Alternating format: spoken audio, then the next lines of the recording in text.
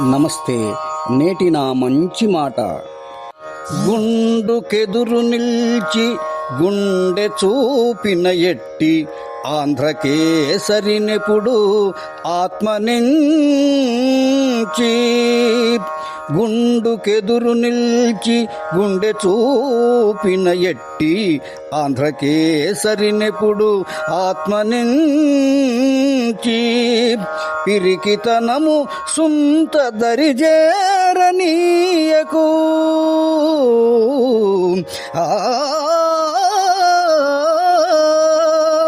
పిరికితనము సుంత దరిజేరనీయకు. మరువకెప్పుడు నాదు మంచి మాట.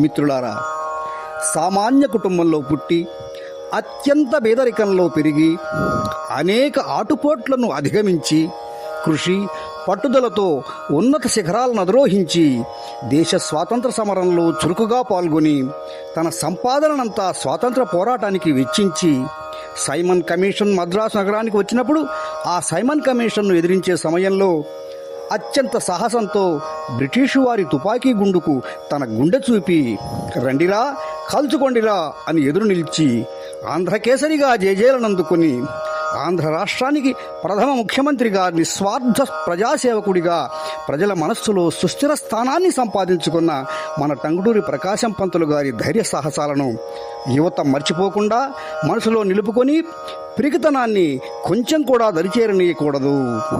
ఇదే ఆంధ్రకేసరి జీవితం మనకిచ్చే సందేశం.